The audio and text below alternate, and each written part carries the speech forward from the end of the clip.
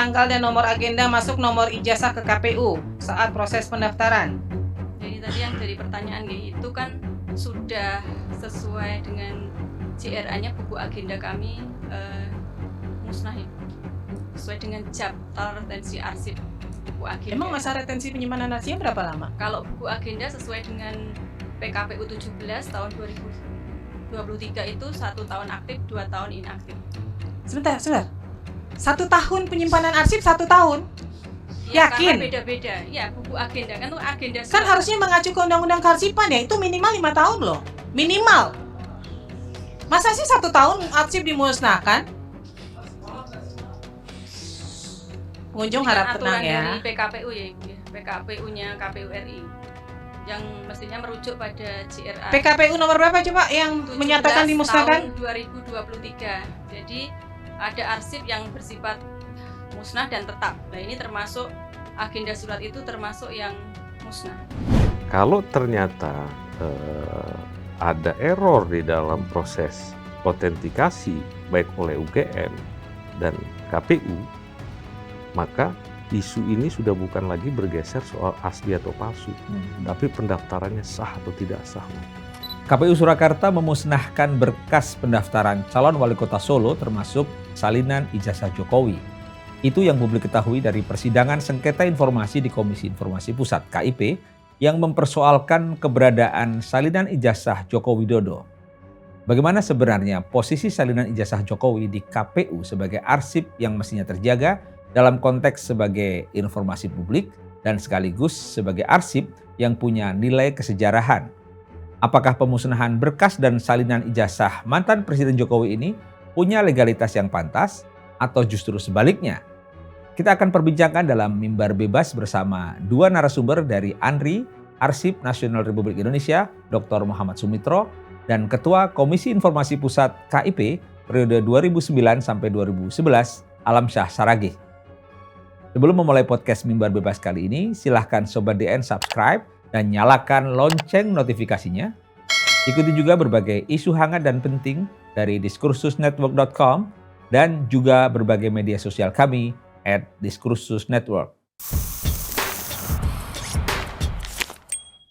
Sudah bersama kita untuk membahas di Mimbar Bebas ini tentang informasi dan berbagai berkas dari Pak Jokowi, termasuk di dalamnya salinan ijazah yang disengketakan di Komisi Informasi Pusat dan melibatkan banyak pihak, badan publik termasuk salah satunya KPU Kota Surakarta. Sebagaimana yang sebelumnya kita ketahui bahwa KPU Surakarta menyatakan sudah memusnahkan berkas pendaftaran Presiden Jokowi ketika waktu itu menjadi calon wali kota Solo, dan kemudian hal itulah yang kemudian memunculkan spekulasi. Kita akan tanyakan dan kita perbincangkan dengan yang pertama Pak Alamsyah Saragih. Ya. Terima kasih sudah hadir Pak Alamsyah. Pak Alamsyah ini adalah Ketua Komisi Informasi Pusat yang pertama dan satu-satunya karena yang pertama hanya satu. Tahun 2009 dan sampai 2011 ya. 11 ya. Kemudian juga ada Pak Dr. Muhammad Sumitro. Ya. Beliau adalah Kepala Biro Hukum Kerjasama dan Humas dari Arsip Nasional Republik Indonesia. Ya. Terima kasih Pak Sumitro sudah hadir memenuhi undangan kami. Di publik kan masih hangat ini dan masih jadi perbincangan ramai sekali di media maupun media sosial bahwa bagaimana bisa arsip yang baru 1 tahun atau 2 tahun yang sekarang kita anggap penting sekali, nggak tahu waktu itu ya, karena waktu 2005 kalau nggak salah, waktu Pak Jokowi pertama kali menjadi calon wali kota ya, Solo ya, dimusnahkan dan kemudian orang terpicu bahwa kok bisa itu dimusnahkan dalam waktu yang begitu singkat. Dalam konteks sengketa informasi di KIP, sebenarnya bagaimana mendudukkan berkas-berkas semacam ini, dalam hal ini kaitannya dengan pemilu ya. Karena ketika yang bersangkutan mendaftar, itu kan mungkin belum menjadi pejabat publik ya. Dan kemudian berkas itu, menurut pengakuan KPU Surakarta atau pejabat pengelola informasi dan dokumentasinya atau PPID-nya, itu dimusnahkan setelah 2 tahun. Pak Alam melihat sampai ke sengketa informasi ini seperti apa? Iya, menurut saya ini udah on the track sekarang ya, ketimbang kita tawuran terus di medsos. Sebetulnya dari dulu sih saya berharap harusnya ya kalau mau mengakses informasi itu ya tentunya harus ke badan publik yang pertama kali. Nggak mungkin meminta langsung ke orangnya. Kalau ke orangnya nanti perdebatannya soal etik. Kalau etik di Indonesia ini barang yang masih abstrak. Nah, di situ kan ada beberapa badan publik ya. Kita mulai nanti dia akan terkait dengan proses untuk melihat badan publik terkaitnya itu tentunya satu informasi yang mau diminta. Yang kedua adalah proses penciptaan arsipnya sendiri itu nanti Pak Mitro bisa menjelaskan. Maka kalau kita telusuri penciptaan arsip dokumen yang namanya ijazah ini kan ada di UGM. Makanya wajar kalau kemudian orang meminta dulu ke UGM karena dia yang mengeluarkan ijazah. Nah tentunya kan ada tata cara tuh untuk mengamankannya, untuk menjaga kalau nanti suatu saat orang mau memvalidasi atau meregistrasi, melegalisir istilahnya kalau kita ya sebut, tentunya UGM punya SOP harusnya untuk memastikan bahwa ijazah yang dinyatakan asli di bawah itu pada saat dilegalisir itu ada cara untuk memang membuktikan bahwa ijazah itu bukan ijazah duplikat lah, saya nggak mau sebut palsu. Kalau palsu itu ada konsekuensi lain, Pak Mitro bisa jelaskan nanti. Nah saya lihat di situ kan satu proses. Yang kedua adalah KPU. KPU ini kan juga kemudian untuk menyatakan ini valid kan memverifikasi ke UGM sama. Ketika orang sudah melegalisir, diverifikasi. Setelah KPU tentunya setelah selesai proses pilkada segala macam barang disimpan di mana dokumen itu. Nah ada dua, kalau dia punya nilai sudah dianggap sudah statis dan punya nilai historis, biasanya kan diberikan ke arsip, ke kantor arsip atau ke ANRI. Kalau KPU karena di instansi vertikal biasanya koordinasi dulu tuh ANRI atau RI. Nah kenapa di store ke sana? Karena mungkin punya nilai histori. Nah di situ akan terjadi lagi validasi. Kenapa? Tugas ANRI sebelum orang menyerahkan semua arsip, apalagi yang dianggap punya nilai historis, biasanya dia melakukan autentifikasi dulu. Caranya macam-macam ada di situ. Nah, itu yang sebetulnya harusnya ditempuh di awal ya. Nah, persoalannya kan orang ingin melihat ijazah yang aslinya ya susah itu kan. Dalam konteks Undang-Undang Keterbukaan Informasi Publik, sebenarnya salinan ijazah itu sendiri sampai ke sengketa informasi itu seperti apa posisinya sebenarnya? Maka saya melihat ya sekarang agak turun, yang tadinya ingin lihat dokumen aslinya, ingin lihat langsung, sudahlah ingin lihat salinannya. Maka kemudian mulai minta kan ke beberapa institusi itu sedemikian rupa sehingga ketika aksesnya tertutup barulah disengketakan ke Komisi Informasi. Nah, pada saat sengketa di Komisi Informasi ya biasanya ya Pak Aman, kalau pengalaman kita dulu kan kita harus melihat dulu karena di Undang-Undang Keterbukaan Informasi itu adalah basisnya dokumen dan untuk menyangkut dokumentasi dia harus mengikuti undang-undang yang mengatur tentang dokumentasi yang tentunya dalam hal ini adalah Undang-Undang tentang arsip, nanti Pak Mitro bisa jelaskan. Nah, disitulah biasanya kan komisioner atau majelis komisioner memastikan dulu bahwa dokumennya masih ada atau enggak. Kenapa? Di Undang-Undang KIP kalau dokumen itu sudah tidak ada, tidak dikuasai, nggak bisa diakses. Untuk memastikan itu maka ditanya dokumennya mana, kok kemudian tidak direspon. Di situ keluarlah kalimat menyatakan bahwa sudah dimusnahkan. Begitu sudah dimusnahkan, larilah ketentuan pemusnahan harusnya macam apa. Mengacunya bukan ke Undang-Undang KIP. Kalau saya menganggap dua undang-undang, bukan cuma undang-undang. Satu undang-undang arsip yang mengatur tentang retensi, kedua undang-undang KIP apabila informasi itu informasi dikecualikan. Ini yang masih agak jarang orang menyadari bahwa masa pemusnahan arsip itu harus agak lebih lama sedikit dibandingkan masa retensinya, masa pengecualiannya informasi. Kenapa? Kalau informasi dikecualikan ditetapkan 30 tahun, biasanya kan dipublish dulu, ini sudah mau dimusnahkan. Statusnya sudah open, karena sudah jangka waktu pengecualian sudah habis. Mungkin perguruan tinggi biasanya kan memerlukan untuk penelitian. Dikasih waktu tuh biasanya 6 bulan. Nah, maka retensinya atas arsip itu, yang lama-lama itu misalnya, itu harus lebih panjang, baru dimusnahkan. Jangan dimusnahkan dulu, baru diumumkan. Makanya, cuma kan kalau ini, kita kembali ke topiknya, ini kan salinan ijazah. Kalau salinan ijazah ini kan sudah ada ketentuan, dia masuk dalam klasifikasi apa? Nanti Pak Mitro bisa menjelaskan nih, ini jangka waktu retensinya, kita kembali ke retensinya, itu berapa lama? kan ini kepala daerah loh ya. Kalau kepala daerah itu kan pasti punya makna historis tuh. Sepanjang kabupaten atau kota itu Masih ada kan? Iya, itu kan diperlukan. Maka kemudian apakah dia layak dimusnahkan? Salinannya loh, bukan dukun. Kalau yang aslinya kan ada di sana ya, yang punya salinannya ini apa layak dimusnahkan? Nah biasanya karena kita sedang menetapkan undang-undang arsip itu masa transisi, sudah ada juga di dalam aturan pelaksanaannya tentang namanya alih media. Untuk kehati-hatian tentunya harusnya ada alih media dulu. Ada berita acaranya, ada model untuk autentikasinya dari media itu. Nanti lagi-lagi Pak Mitro yang bisa akan jelaskan itu. Kalau dia di alih media kan tetap juga bisa jadi bukti. Sudah ada tuh aturannya di aturan pelaksanaan undang-undang arsip itu bahwa arsip yang sudah dialih mediakan tetap bisa jadi barang bukti sesuai undang-undang. Kalau memang untuk proses pengadilan misalnya nanti. Harusnya dia ada. Kita lihat waktunya nih Man. Itu kapan ya? Tahun 2005 misalnya. Jangan-jangan memang tahun 2005 itu scanner belum ada. Bisa. Jangan-jangan. Mungkin 2005 sudah lah. Sudah ya. Terus jangan-jangan butuh data center besar kalau cuma arsip untuk kepala daerah aja apa iya. Kalau kertas suara iya gitu kan. Nah makanya saya lihat KPU itu menetapkan masa retensi itu salah satu pertimbangannya adalah tumpukan kertas suara ini mau diapain. Kalau mau dimusnahkan kapan batas waktunya. Tanpa sadar juga termasuk arsip-arsip yang lain dong, bukan masuk ijazah. Iya, nah harusnya kan diklasifikasi dulu kan Pak ya, dicek dulu, nggak semua langsung disamain dengan kertas suara.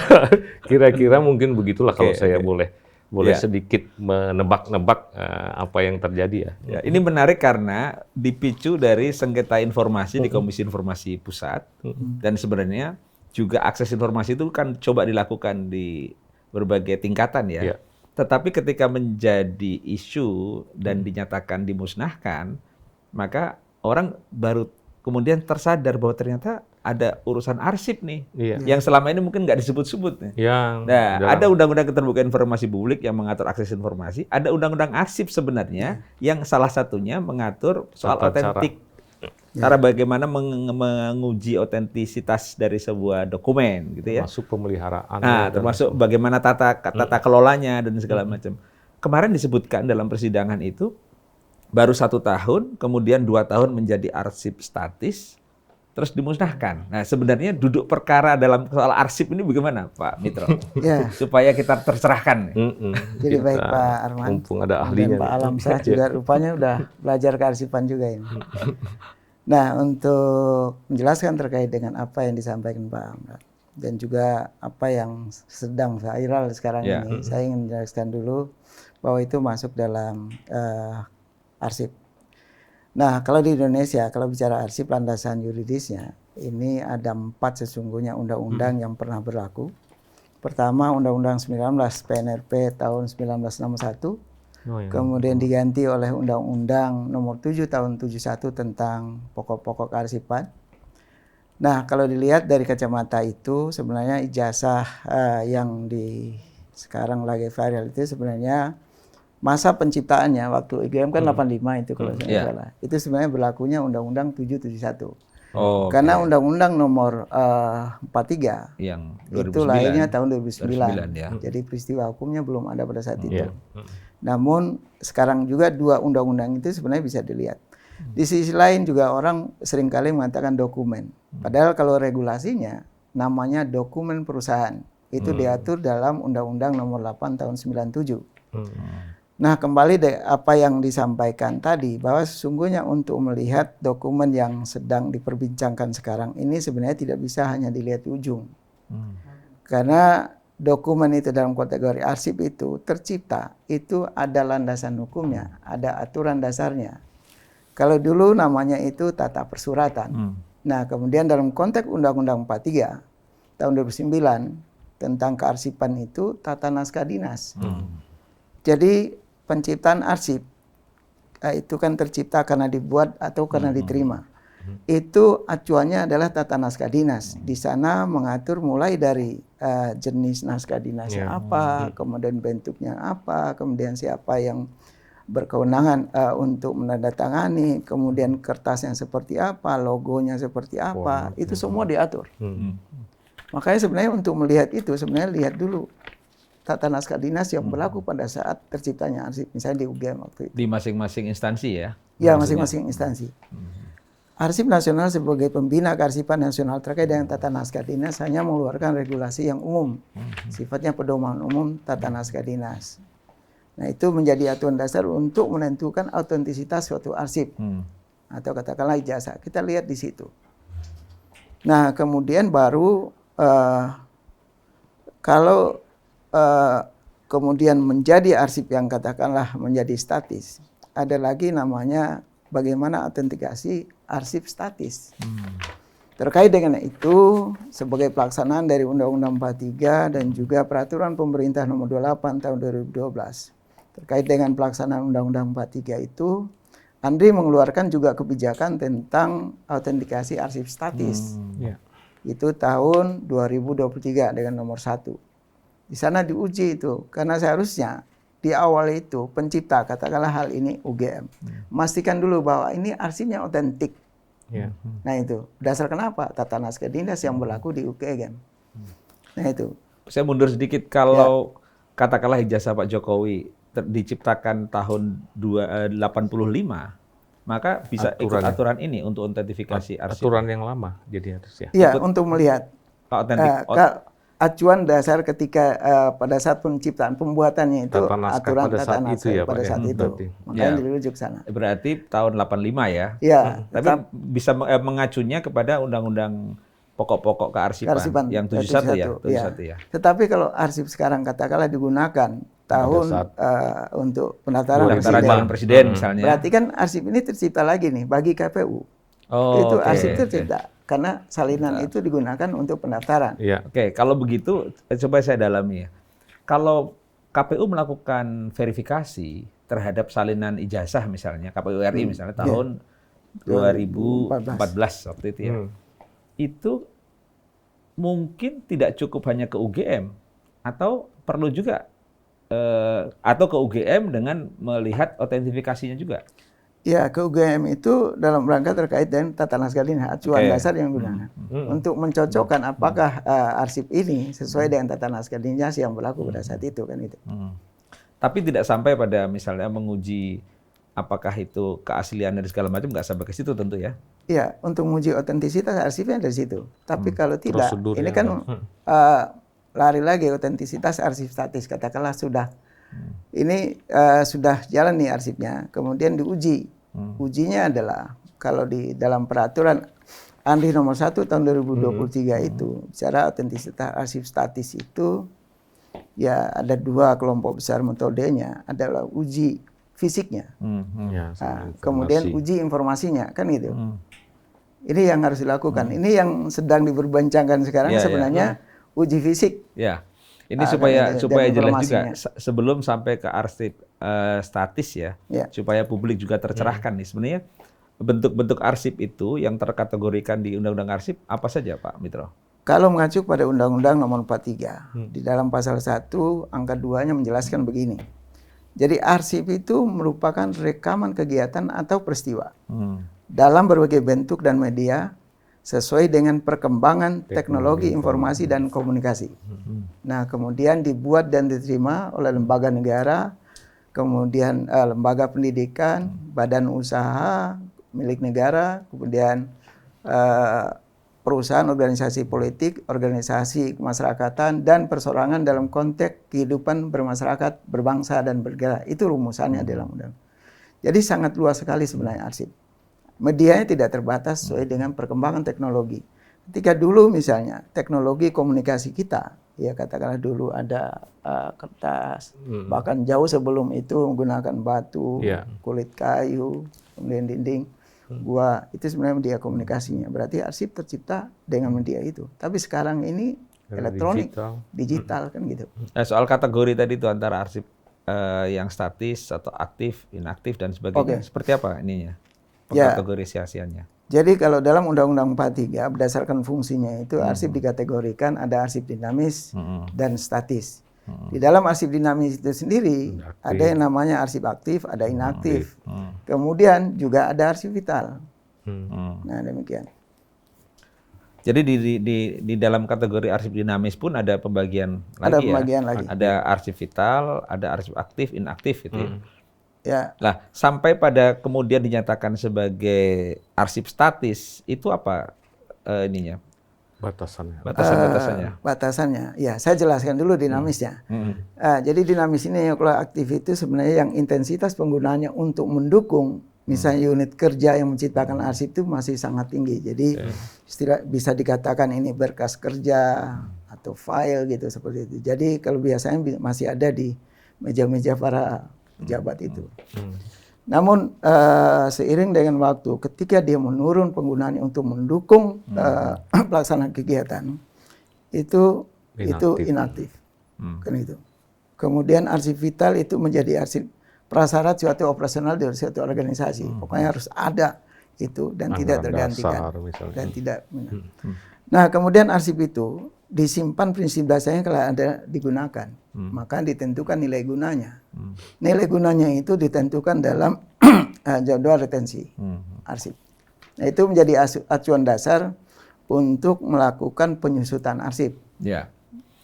Kalau yang dinyatakan katakanlah oleh KPU Surakarta bahwa ketika itu dimusnahkan karena sudah dinilai sebagai arsip statis, berarti ketika pilkada selesai, ya, dalam konteks pilkada waktu itu ya, berkas dari Pak Jokowi itu kemudian 2 tahun kemudian dimusnahkan, itu bagaimana melihatnya, Pak Mitra? Saya terkait dengan Surakarta, saya tidak begitu mengikuti secara intens, tapi pernyataan misalnya Bang Arman tadi mengatakan bahwa arsip statis dimusnahkan itu secara hukum tidak ada legalitasnya, tidak ada dasarnya.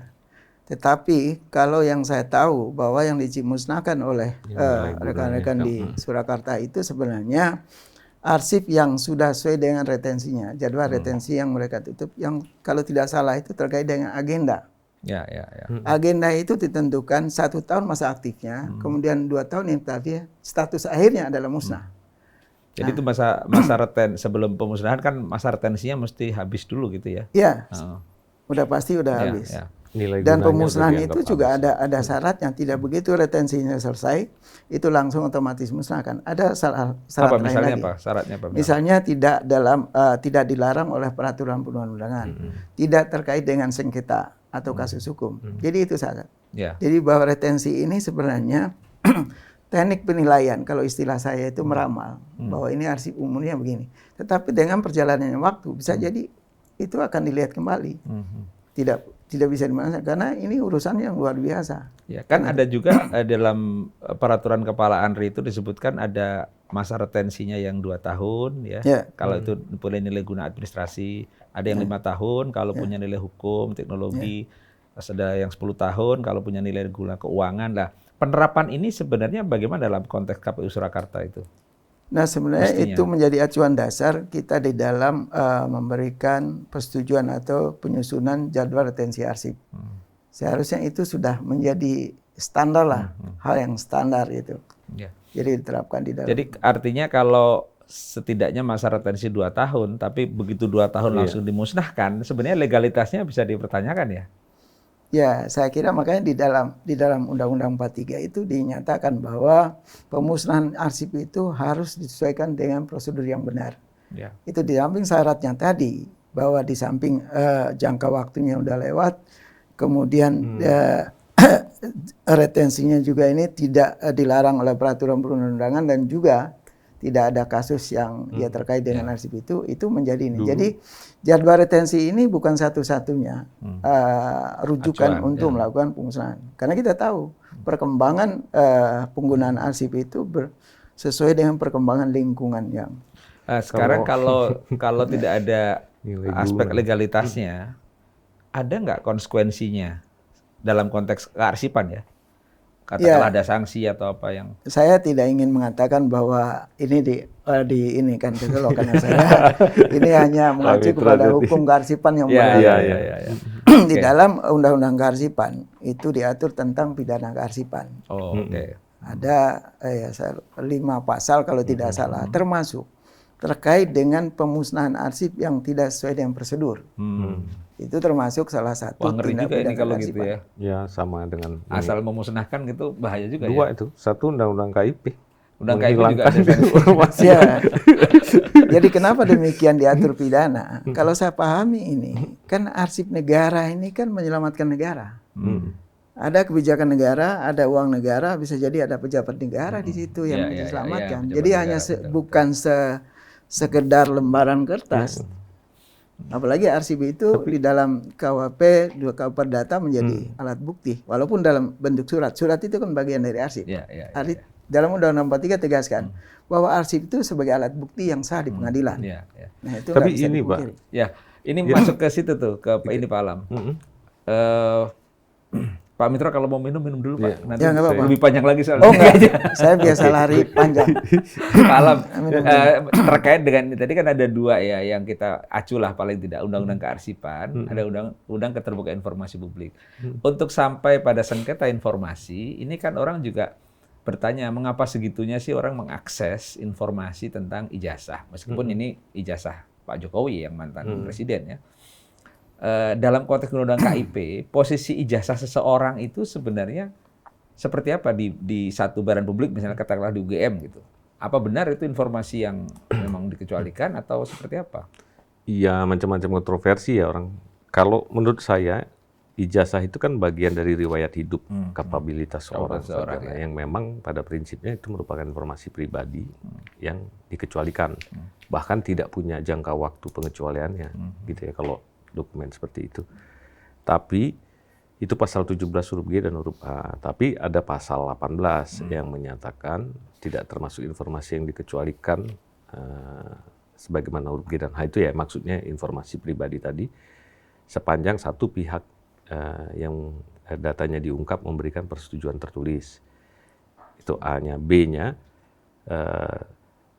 terkait dengan posisi seseorang dalam jabatan publik. Nah, bagi kalau pejabat publik bisa berbeda. ya, tapi itu badan publik ya, bukan orang ya, bukan pejabatnya. Sehingga kalau saya dulu ikut seleksi ombudsman misalnya, terus kemudian saya memberikan ijazah ke pansel, ada orang menanyakan, saya mau minta informasi, misalnya panselnya udah di setnek nih, minta informasi tentang salinan ijazah Pak Alamsyah. Saya nggak bisa bilang itu informasi pribadi yang dikecualikan. Dia memang informasi pribadi, tapi ada pengecualian atas pengecualian istilahnya. Karena sedang digunakan untuk posisi saya dalam konteks jabatan publik, maka ijazah itu salinannya boleh diberikan kepada yang memohon. Oleh siapa? Apakah oleh saya? Bukan. Oleh badan publik yang menguasai salinannya itu, gitu ya. Jadi kalau orang mau tahu yang tadi, harusnya wajar kalau mintanya ke UGM. Kok UGM kan yang bilang itu sudah asli gitu ya. Maka saya mau tahu salinannya. Sebetulnya jauh lebih kompleks, orang suka nanya bagaimana UGM bahkan menyatakan itu memang asli gitu ya. Juga KPU. Bagaimana KPU memverifikasi, kan dari sana arahnya. Karena tidak didapat salinannya itu, maka orang kemudian mendaftarkan sengketanya ke Komisi Informasi untuk menyelesaikan perselisihan ini. Kalau menurut saya sih kira-kira begitu dia. Jadi ketika UGM pada waktu awal diminta informasinya sebagai badan publik salinan ijazah itu, dan UGM menyatakan itu informasi dikecualikan, itu sebenarnya tidak tepat juga ya? Ada dua cara dia ngomong dikecualikan. Di Undang-Undang KIP, PPD-nya UGM harus melakukan pengujian konsekuensi. Pengujian konsekuensi itu satu mengacu pada adakah undang-undang yang memang menyatakan itu dikecualikan. Terus kedua, kalau memang dia dikecualikan pun itu harus dipertimbangkan kepentingan publik yang lebih luas gitu ya. Itu ada teknisnya nanti. Tapi menurut saya kalau kita lihat dalam konteks ini, UGM itu boleh saja menyatakan dikecualikan walaupun normanya udah jelas ada pengecualian, tapi dia harus membuktikan hasil pengujian konsekuensinya. Itu ya. Yang menurut saya sih ada dispute di situ. Tapi kalau kembali ke normanya, kalau normanya, norma kan boleh juga dipersoalkan di Komisi Informasi. Normanya itu menyatakan bahwa sebetulnya ijazah seseorang sepanjang terkait dengan posisi seorang dalam jabatan publik itu informasi yang dibuka. Oke. Sebenarnya ini seperti yang dicontohkan Pak Alamsyah tadi, kalau apalagi di KPU ya, nanti proses untuk menjadi pejabat publik tentu tidak menjadi dikecualikan dalam konteks ijazah seseorang. Ya Pak Mitro di sini tuh dingin, jadi kadang-kadang kalau makanya tadi saya mau izin silakan kalau mau pakai. Ya. Nah, dalam konteks yang masih soal salinan ijazah tadi ya, mengenai status inilah yang kemudian dipersoalkan dan menjadi sengketa informasi di Komisi Informasi, meskipun di jenjang yang lain sebenarnya sudah didapatkan ya, misalnya di KPU RI itu sebagian sudah mendapatkan salinannya gitu ya. Lah dalam konteks kembali ke soal arsipnya, orang lalu mempersoalkan bagaimana dulu KPU memverifikasi ijazah seorang calon dilakukan gitu.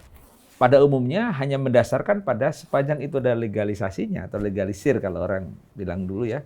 Itu ya sudah cukup, itu asli. Apakah, pertanyaan ke Pak Mitra nih, apakah katakanlah UGM ya atau KPU ya perlu melakukan uji terhadap keaslian itu sampai soal teknisnya selain soal substansinya?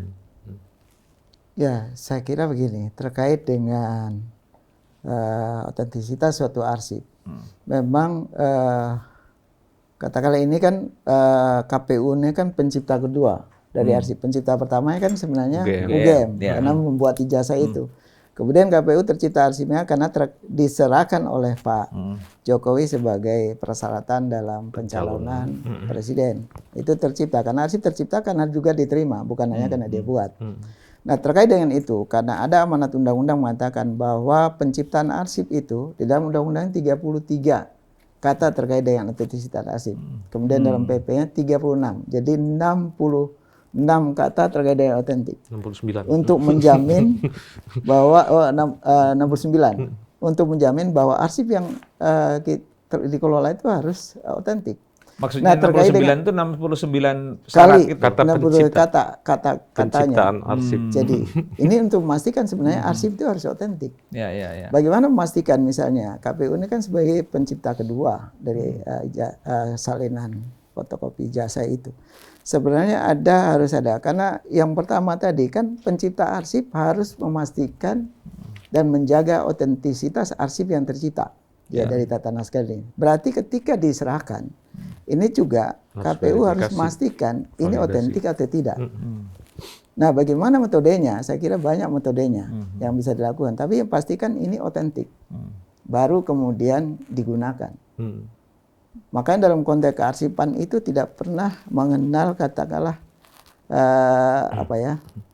legalitas sesama dengan otentik. Jadi kalau tidak otentik dia tolak. Itu prinsip dasarnya. Kan itu.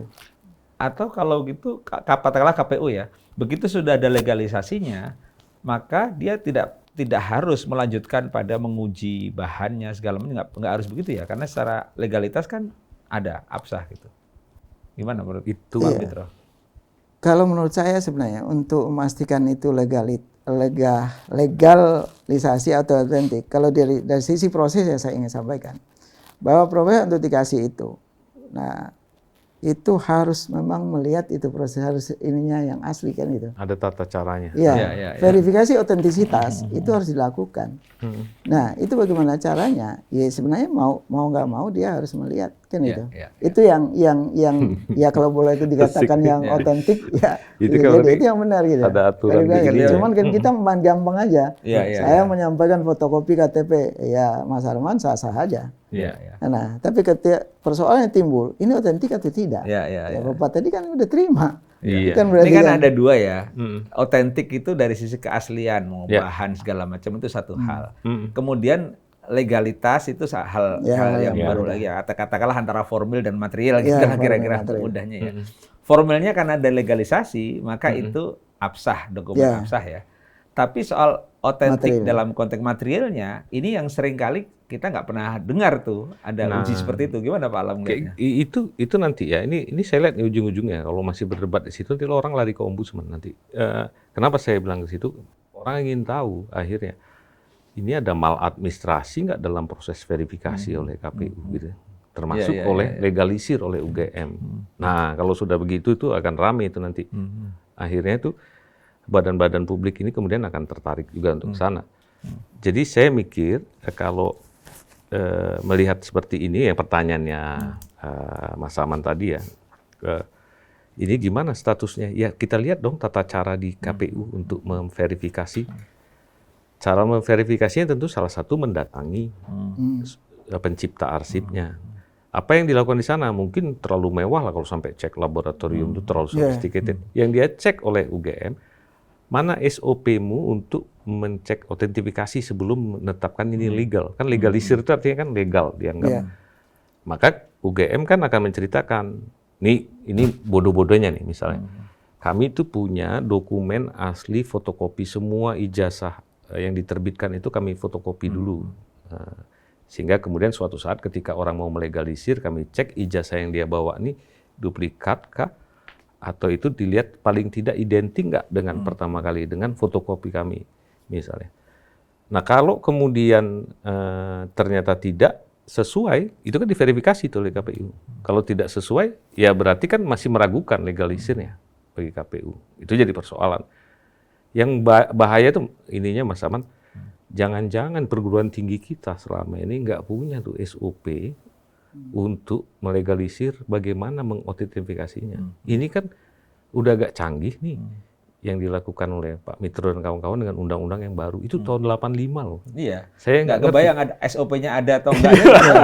Tahun 85. 85. Tapi bayangan saya ada lah. Iya. Mudah-mudahan ada tata persuratannya. Kami berharap ada lah. Itu kan namanya tata kelola arsip ini udah tua ya. Itu ilmu tua sebetulnya. Cuma mudah-mudahan nggak lalai gitu ya maksud saya.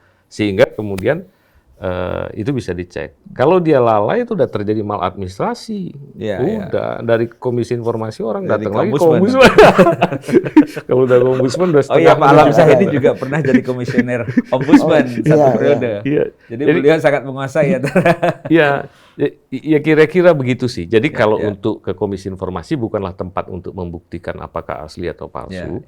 Tapi di situ orang bisa mengakses informasi salinan dan bertanya mengapa tidak kami bisa peroleh. Itu kan harus di. Tapi soal informasi itu otentik atau tidak, itu kan perlu dipastikan juga maksud saya. Kalau kita berandai-andai, kalau sidang di Komisi Informasi, Majelis Komisioner mungkin perlu juga menghadirkan ahli dari ANRI kan, untuk memastikan. Saya membayangkan paling tidak memastikan bahwa reasonable dokumen itu tidak bisa diberikan. Reasonable itu tentunya harus melihat prosedur tata kelolanya, mau nggak mau yang perlu ahli dari ANRI. Nah, ini coba ini ada kasus yang kemarin juga muncul di persidangan nih Pak Mitro ya.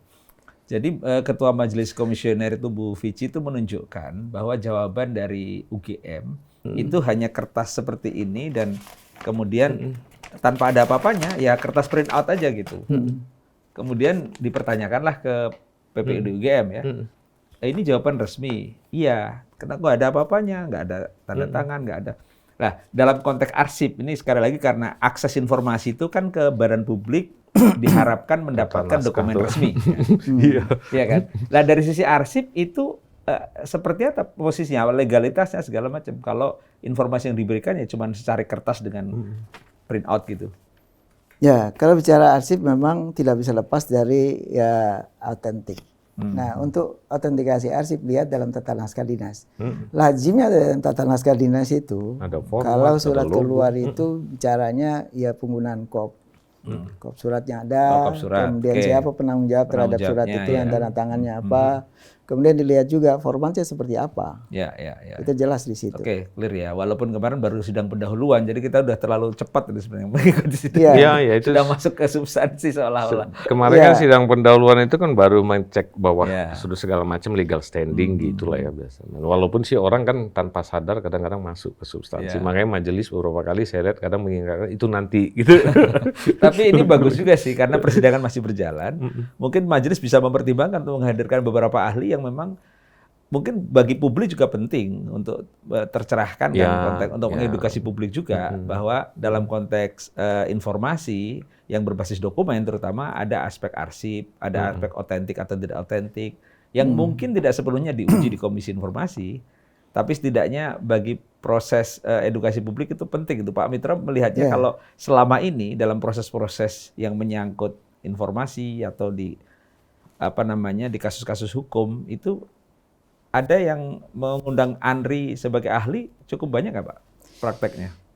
Jadi baik, kalau terkait dengan sengketa ini juga saya jawab karena kami juga termohon juga ini. Gitu. Makanya pernah hadir di sana. ANRI termohon juga? termohon juga, ya cuman oleh komisi yang lain. Jadi ketika ini bicara ini, jadi saya hadir pun gregetan juga saya ini. Karena pemahaman terkait dengan kearsipan dan juga informasi ini saya lihat dari kacamata saya. Kebetulan saya ada juga PPD, Pak. Saya ini juga PPD. Nah, saya juga hukum di ini. Jadi melihat, waduh, ada gregetan saya ini. Memang harus ada, memang pencerahan dulu. Ya katakanlah kepada kawan-kawan komisi itu, seperti apa pendalaman terkait dengan itu. Jangan sampai dari sisi masyarakat ini. Kemudian yang dihadirkan pun katakanlah ahli harus pastikan dulu. Bukan hanya ahli terkait dan keilmuan. Tapi dia harus menguasai hukum kearsipan. Karena yang dipersoalkan sekarang bukan ilmu kearsipannya. Tetapi dari konteks dikaitkan dengan penerapannya. Iya, penerapan dan implementasi yang diatur dalam undang-undang. Nah, kemudian yang Pak Arman ingin dalami tadi terkait dengan apa? Tadi saya agak yang tadi dalam proses hukum selama ini itu saksi Andri ahli. sering jadi ahli atau diundang di persidangan atau seperti apa dalam prakteknya ya? Nah, yang ya memang beberapa kali teman-teman kami di Andri itu dihadirkan. Cuman ini hanya sebatas terkait dengan arsip-arsip yang ya aset katakanlah tanah. Tapi untuk terkait dengan misalnya ketentuan pidana kearsipan itu seingat saya atas pendek pengetahuan belum. Jadi ini yang pasal-pasal pidana kearsipan itu belum pernah diterapkan sama sekali atau gimana? Setahu saya ini belum. Belum ya? Belum setahu Kalau saya. BPKP ya Pak, itu kan biasanya untuk keuangan tuh ngundang ahli BPKP ya.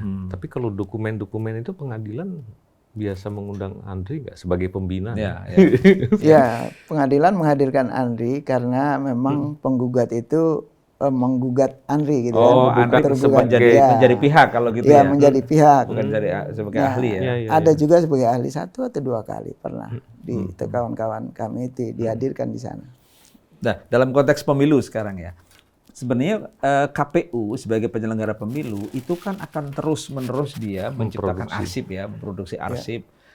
Selama ini proses-proses pilkada, pemilu, pileg, pilpres itu ada nggak yang kemudian ketika itu menjadi arsip statis dan kemudian selesai masa retensinya, ada yang sampai diserahkan ke Andri nggak, Pak Mitro? Ya, terkait dengan itu sebenarnya Andri dengan KPU itu intens melakukan kerjasama dalam rangka penyelamatan arsip pemilu, pemilihan presiden dan pilkada. Sebenarnya sejak tahun 2004 kalau tidak salah saya itu. Nah itu apa saja yang dilakukan Pak antara KPU dengan arsip nasional ya? Penting juga publik tahu tuh. Ya, sebenarnya kalau sebelum terjadi katakanlah dilakukan penyerahan, Andri punya tanggung jawab untuk melakukan pembinaan.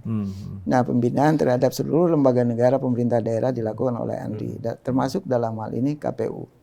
Kemudian karena untuk mendorong bagaimana pelaksanaan fungsi dan tugas Andri itu terkait dengan KPU, seingat saya ketika saya juga dulu Kasubag Hukum dan kerjasama itu sejak beberapa tahun yang lalu itu 2004 kalau tidak salah awal mulanya kita kerjasama dengan KPU dalam rangka untuk penyelamatan arsip-arsip terkait dengan fungsi KPU.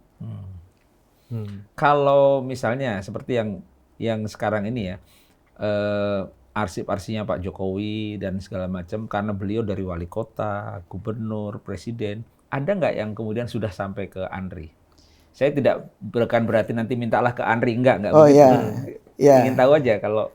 Jadi terkait dengan fungsi dan katakanlah tanggung jawab Andri. Andri itu punya kewajiban untuk menyelamatkan dan mengelola arsip statis yang sifatnya skala nasional. Jadi misalnya dari lembaga negara atau dari tokoh nasional atau badan usaha milik negara misalnya seperti itu. Tetapi kalau terkait dengan katakanlah arsip yang tercipta di daerah termasuk pilkada itu sebenarnya kewenangannya itu diserahkan kepada KPU daerah. Nah, KPU daerah diserahkan. Kemudian karena itu instansi vertikal, nanti statisnya ya akan sampai juga KPU ke pusat. RI sampai ke Andri juga ya. Seperti itu. Ya.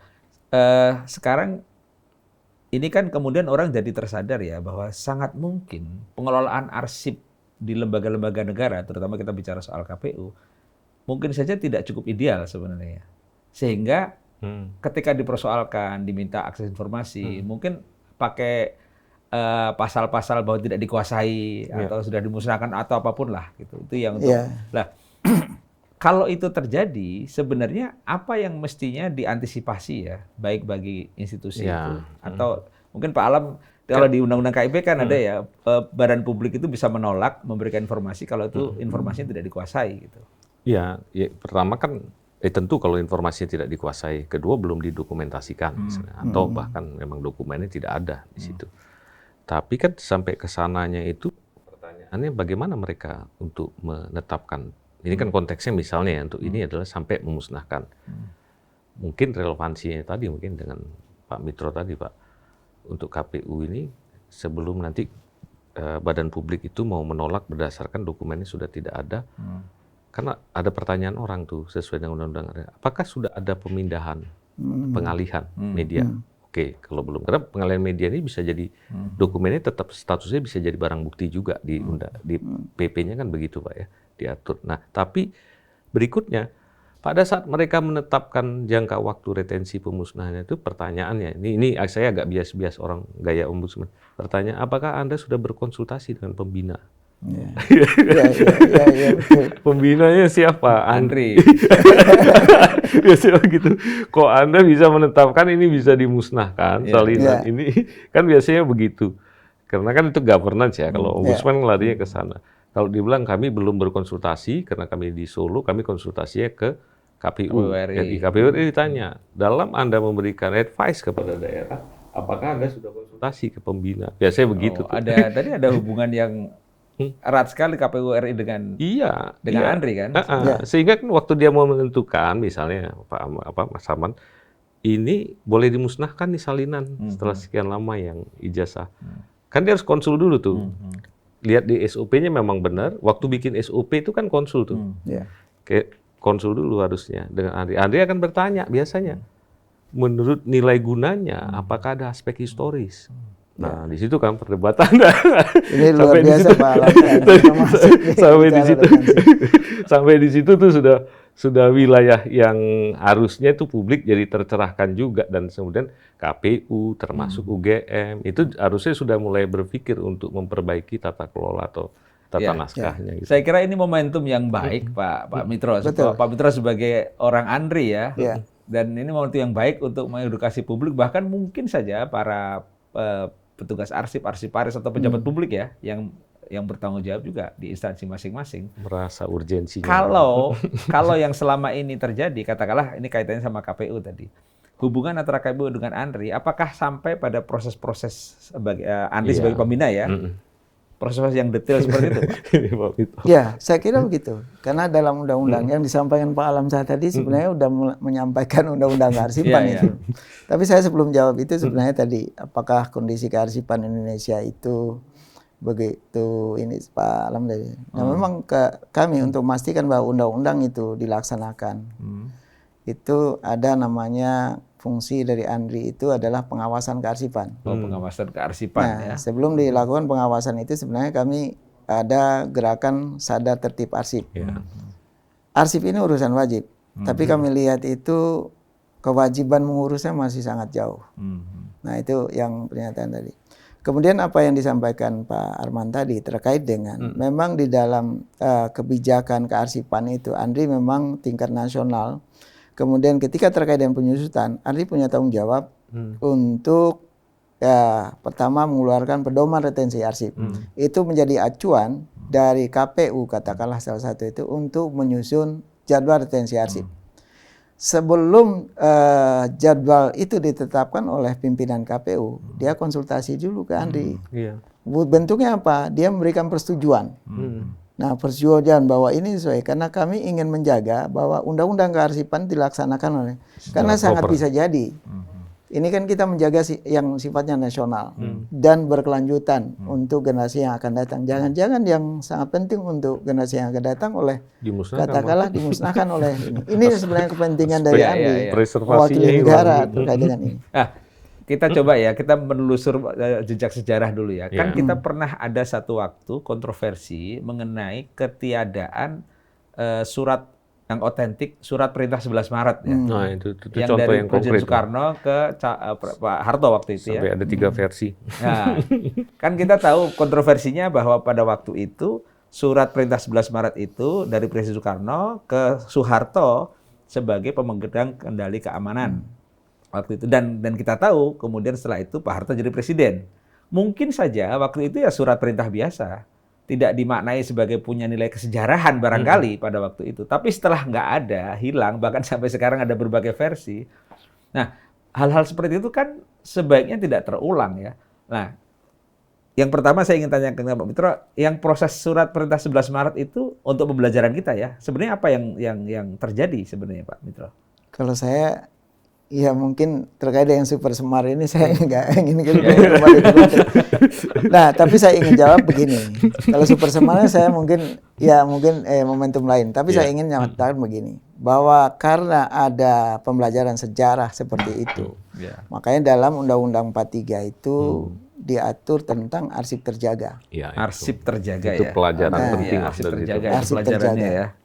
Gimana itu arsip terjaga itu? Arsip terjaga itu sebenarnya bicaranya yang pertama bicara kedaulatan negara, bicara demokrasi, bicara pemerintahan strategis. Makanya di sana ada 6 kriterianya. Ada misalnya terkait dengan perjanjian internasional, kemudian kontrak karya, kemudian kependudukan, kemudian batas wilayah. Nah, kemudian yang terakhir adalah urusan pemerintahan strategis. Nah, itu yang sebenarnya ini yang luar biasa sebenarnya para arsitek dari Undang-Undang 43 itu dalam konteks menjaga negara. Jadi itu. Jadi jangan sampai perdebatan seperti sekarang. Super Semar seperti apa? Ya udahlah, kita jaga lah arsip. Dalam konteks itu Andri sebagai pembina arsip nasional ya, itu praktek di instansi-instansi pencipta arsip, pengelola dokumen dan arsip itu SOP katakanlah begitu yang mereka jalankan. Selama ini prakteknya seperti apa ya? Apakah sudah relate dengan undang-undang kearsipan maupun peraturan-peraturan perundangan yang lain? Saya kira karena yang diselamatkan oleh Undang-Undang 43 katakanlah arsip negara. Pencipta arsip negara itu sangat-sangat banyak. Nah, untuk memastikan itu kami ada kegiatan yang namanya tadi pengawasan kearsipan itu untuk melihat seperti apa sih ketaatan mereka terhadap peraturan perundang-undangan kearsipan. Kalau di lingkungan lembaga negara itu sudah sangat-sangat bagus lah di Indonesia. Ini pun yang kita lihat sebenarnya masih sebatas pada katakanlah umumnya pada lingkungan sekretariat. Tapi lingkungan misalnya yang melaksanakan fungsi substantif, nah belum kadang-kadang belum tergambar karena jangkauannya luar biasa. Apalagi di daerah kabupaten kota, masih jauh lah dari. Kebetulan kasusnya ini di kota Solo ya, jadinya ya kabupaten kota. Katakanlah kalau sudah kejadian ya, misalnya hal-hal yang harusnya itu dijaga, tersedia, ternyata terlanjur dimusnahkan atau hilang tidak terjaga. Itu kalau di Undang-Undang Kearsipan kan ada sanksi yang tadi disampaikan ya. Di Undang-Undang Keterbukaan Informasi Publik juga bisa saja ya masuk di pasal-pasal 50-an sana ya.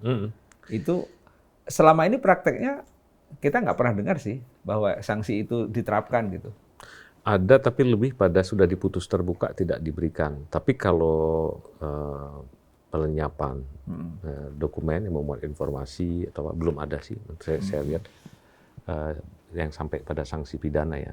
Walaupun sanksi pidana di keterbukaan informasi itu paling lama 3 tahun. Gitu. Tapi kalau orang menggunakan undang-undang arsip, hati-hati loh, dendanya gede.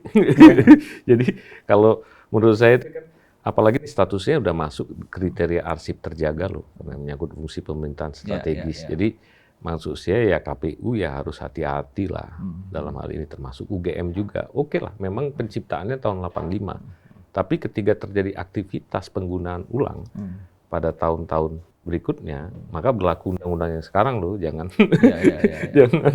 jangan santai juga. Nah, kedua memang pelajaran ya mungkin dari persidangan ini setelah kita melihat itu, ini waktunya juga untuk lembaga pengelola arsip atau pencipta arsip ini jangan menganggap enteng, dan kita sudah punya pembina dan termasuk pengawasnya, maka urusan compliance ini juga harus serius dan konsultasilah ke Andri.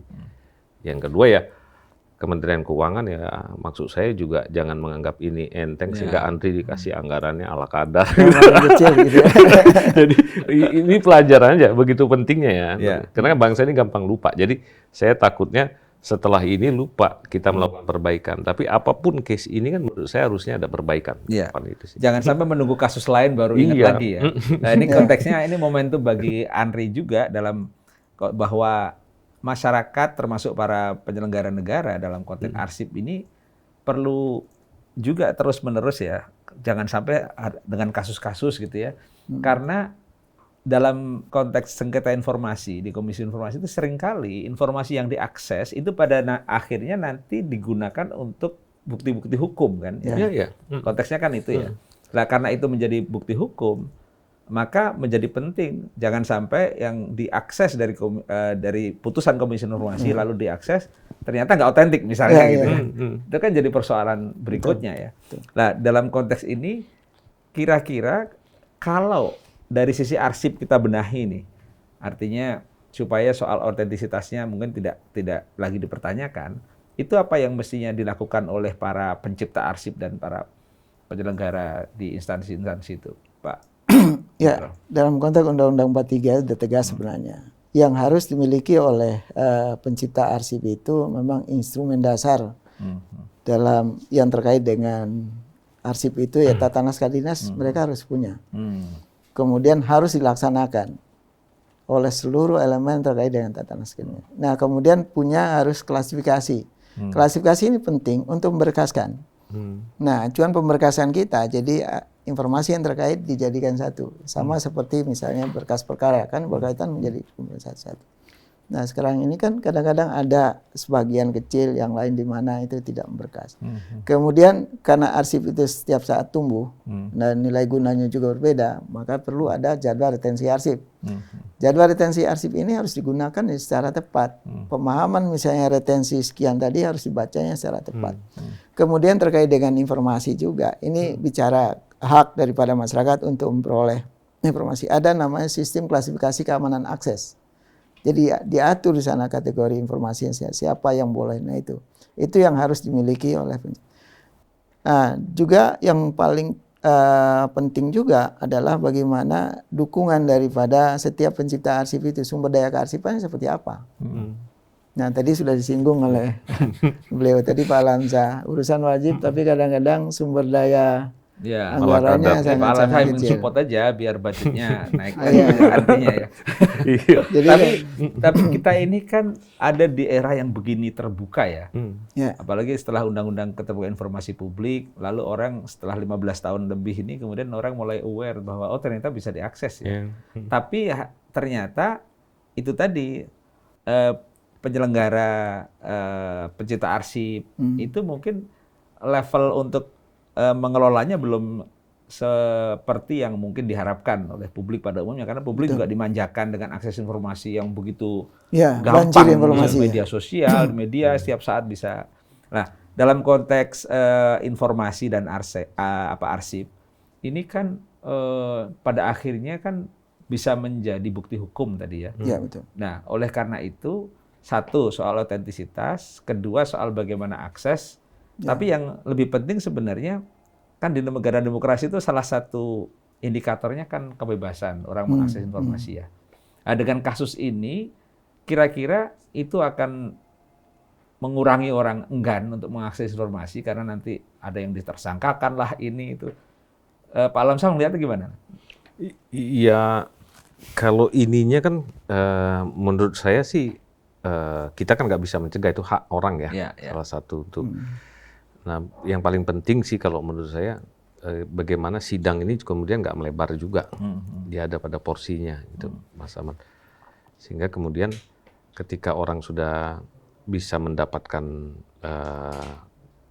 apa yang dia minta informasinya itu, ya kemudian dia menggunakannya apa, dia diatur juga cara menggunakannya, kan nggak boleh dengan melanggar undang-undang.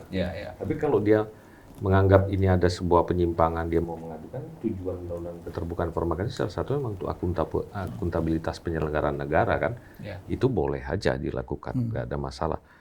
Nah, apakah dokumen dari yang diakses dari badan publik setelah diputus oleh Komisi Informasi boleh digunakan sebagai bukti-bukti untuk upaya hukum.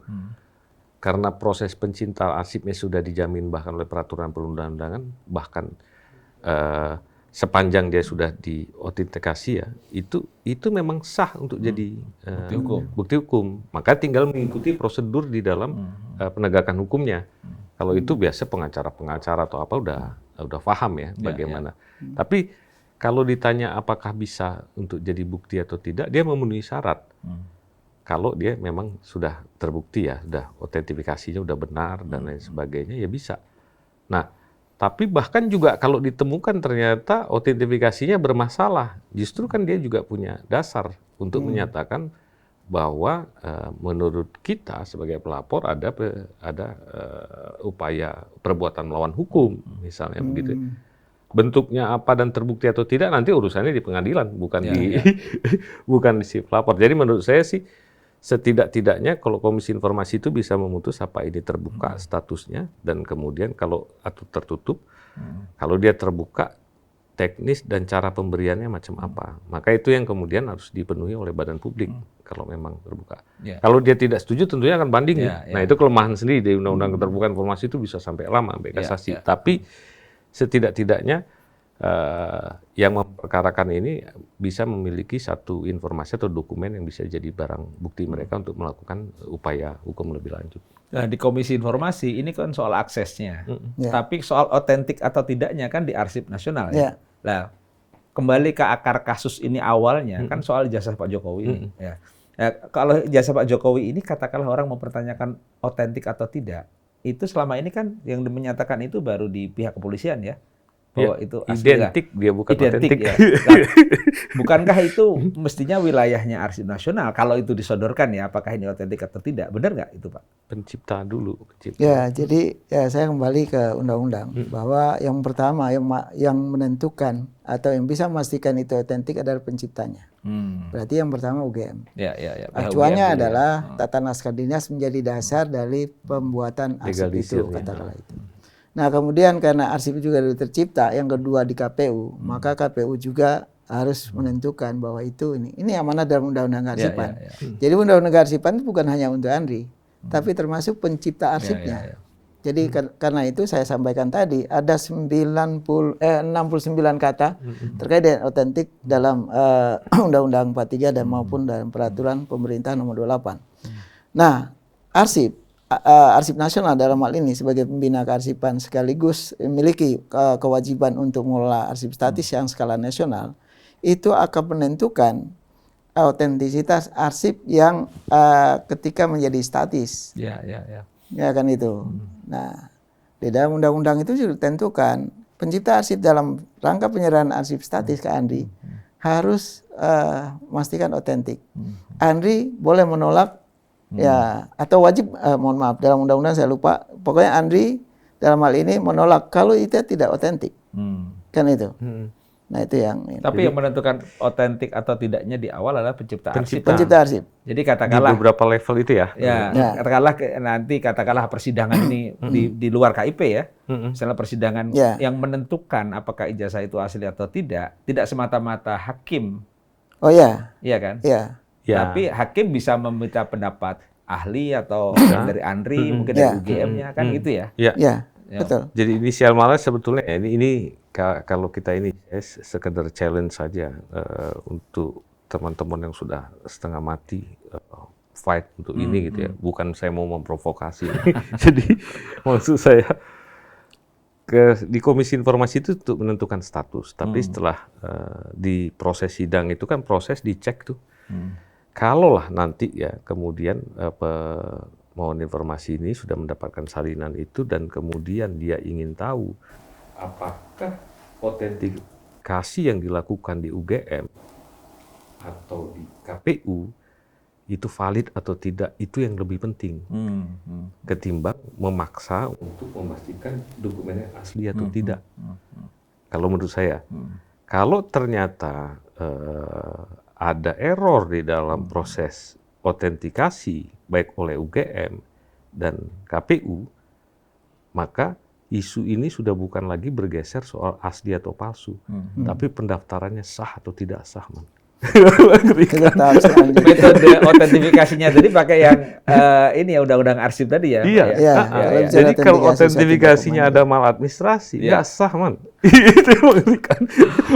Baik, kayaknya Andri punya tugas berat Iya. nanti setelah ini. Iya. Menentukan keaslian. Iya. Baik, Pak Lamsah dan Pak Iya. Mitro, menarik sekali perbincangan kita. Kan kasus ini masih akan berlanjut, tapi Iya. kurang lebih mudah-mudahan apa yang kita perbincangkan hari ini itu mencerahkan publik ya. Dan banyak pihak, bukan hanya publik, tapi juga para pencipta arsip, para penyelenggara, para pengelola arsip. Dan yang paling penting adalah pihak-pihak yang terlibat dalam kasus ini mungkin penting untuk melihat bagaimana sebenarnya memperlakukan arsip, terutama menyangkut yang sekarang dipersoalkan tentang ijazah Pak Jokowi. Demikian perbincangan kita, sampai ketemu dalam perbincangan berikutnya, tetap di Diskursus Network.